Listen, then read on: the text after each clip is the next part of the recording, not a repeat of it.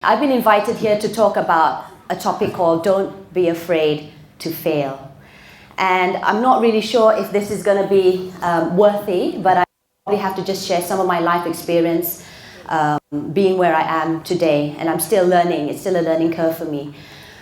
We all know, like what you all are doing, we innovate stuff, we make stuff. The reason why most of you are doing what you do is because you have an experience where you're not happy, like the gents over here, they're not happy with the transportation system in UMS. Besar ba tempat ni, kejut saya, saya bilang mana ni tempat ni, besar ni tempat. And I just realized that students do not have a proper bus system, right? So it's great that you and your team are trying to work out something and still make money out of it. So it's great. So basically innovation does come when you're unhappy about something that's already taking your place in your life. Something as simple as that. And you want to make sure that, you improvise the lives of not just yourself, but for many out there too. So basically, what my topic today is, do not be afraid to fail. And it's really, really hard. I don't know about you guys, but when I was studying, zaman dulu-dulu, very old already, this auntie, I was, so after PMR, you get your results, and then it's either you go to science stream, perdagangan, and so forth, right? So I was quite clever lah, masuk science stream, even though I had no interest whatsoever on being a science stream student. I had no interest in that. I mean, biology, chemistry. But then, because my results were okay enough for me to enter science stream, I told my dad, I said, but all my kawan all in perdagangan, you top best lah, all separated, all my friends all perdagangan, like, who's my friends? All gonna be nerds, all geeks only, And he said, girl, kamu kasih malu siapa? It's true, because they automatically think, if you're not in science stream, you are bodoh. True or not? Yeah. True or not? Yeah, I mean, they have this assumption. If you're not in science stream, hence you are bodoh, that's why you go perdagangan. And that is something that we need to eradicate. But because takut, Bapa, even though my heart was so much into perdagangan, also because reasons, I had my friends there, but I went ahead with going into science stream, doing what I had to do, fulfilling my father's dreams, not mine, my father's dreams. And lah, orang tua kan, yalah, they all kan, it's either you want to be doctor, lawyer, engineer. Remember we had, I don't know about you, you're so young lah, all of you are so very young. Do you still have those kotak, the cita-cita when you were in high school, in primary school? Tuliskan cita-cita anda, what are your ambitions? And I used to write librarian. I wanted to be a librarian because best mah, kau duduk saja, baca buku. I was like, awesome man, I wanted to become a librarian. And then I wanted to become, one of those cashiers. Because when, I didn't have much toys, so I had made my own calculator and pretend that, people will come and buy in my shop, make-believe shop, and then best batu, like, oh, you got, and I wanted to become a cashier. My father went ahead and looked at it and said, this is your ambition now. Now, first and foremost, you need to analyze and scrutinize who is your audience. I know that Anna must have been a little bit annoyed with me because I kept asking all these questions. Who's going? Who's going to be there? Who am I expecting? And there's a reason for this, only because I need to know who am I addressing. Because there's reasons for me to know how my speech will be delivered. It will make a difference if I'm addressing, let's say, a group of teenagers, which I have before, and I have to keep up with their lingo. I've got to watch MTV, because I won't be part of their group. Or, it's all about age, and then there's also about regional factors, geographical factors. Let's say, how many of you are from Sabah? Okay, besides my friend over here behind the camera. Tapi kalau cakap sama orang macam ni, kamu faham tak? Tidak kan? Macam susah kan? Jadi kamu mesti faham lah that you have to make sure that the dialect or the slang that you use has to be something that everyone understands. Ang Sabahan.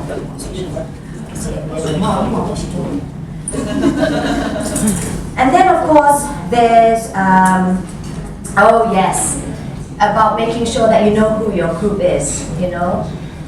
I see a mixture here. I also asked Dato, I said, what's the age group? Not because I want to, not because I just want to see who my peers are and stuff like that. But let's say I talk about Connie Francis. How many people know who Connie Francis is? Mostly it'll be those who are a little bit on the Daphne Iking veteran side. Okay? Maybe for the younger ones like Emilia, you won't know who Connie Francis is. it's like to be certain punya Amor style. So she's that style. And maybe we, you know, Cynthia, we won't know who the latest rappers are in town because we don't really watch MTV, or not anymore at least. So, you know, so those are some of the age barriers that we need to take account for, because we need to make sure everyone in the audience understands.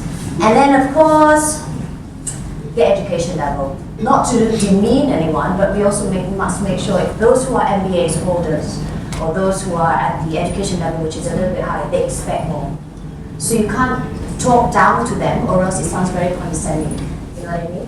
And here's another tip. A lot of people say, hey, go makan lah, go makan, go makan. I said, another tip is to arrive early, so that you're always prepared. And even myself, I've been doing this for years, I still get butterflies in my tummy.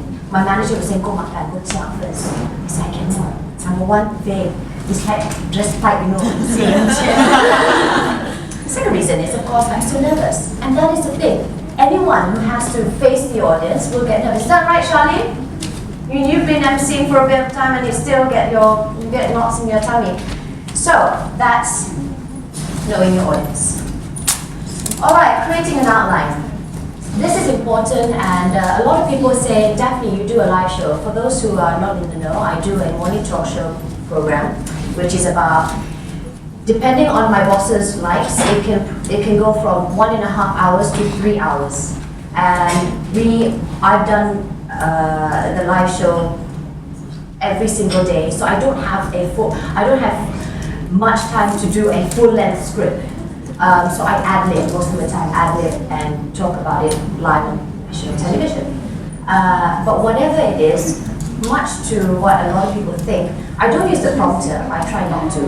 But what I do have, or what the producers will produce, is a running order where we will have guide points as to what needs to be addressed, and you know, so this is what I mean by you have to have an outline, a skeleton of speech comprising of short sentences that basically cover the essential points. And that's why for my PowerPoint, I don't want you guys to be reading it, I want you guys to focus on what was being said.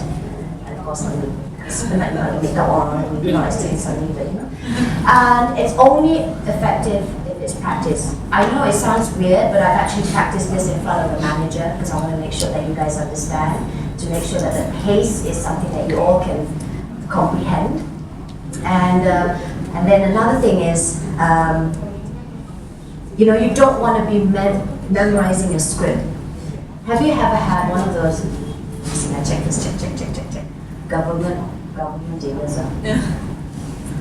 Assalamualaikum warahmatullahi wabarakatuh dan salam sejahtera. Bismillahirrahmanirrahim. Selamat datang dan terima kasih kerana datang ke sini untuk. You don't even look up, so you don't gauge their interest from the audience, and already it's so. Eye contact is very important. I'll talk to you guys about that. So it's always good that you have a skeleton, and I'm going to just go very, very briefly on some of the tips that you can do.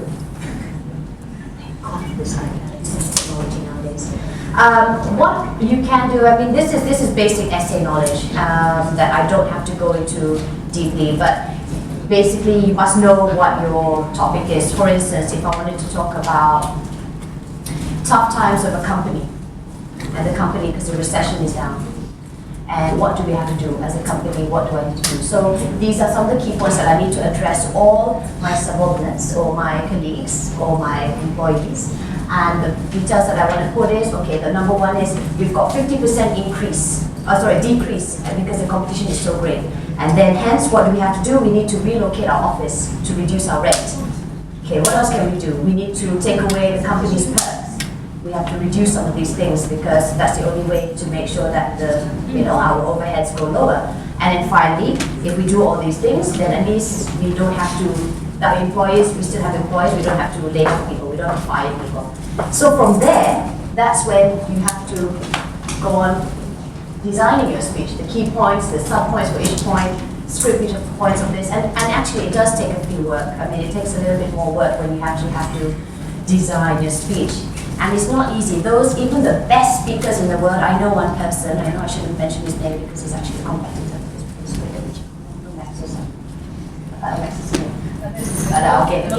Belum sampai. Okay, Dato' Shazali.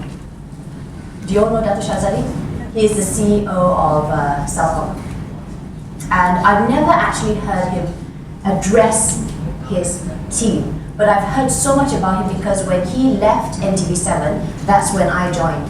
But he had so much presence and I didn't understand. But I said, was it? Have you seen how he looks like? He's got greasy hair, very, his blue tie, and he just needs straight off like that. Yeah. So I never could understand exactly, what was so great about this man. And finally, when I was emceeing one Celcom event, he decided to just impromptu come in, and that blew me away. And he decides to just rally up his crowd, and he's just got such amazing impromptu speeches that he does. But eventually, after working with them a few more times in an event, I found out that actually his PR person has already outlined all his stuff.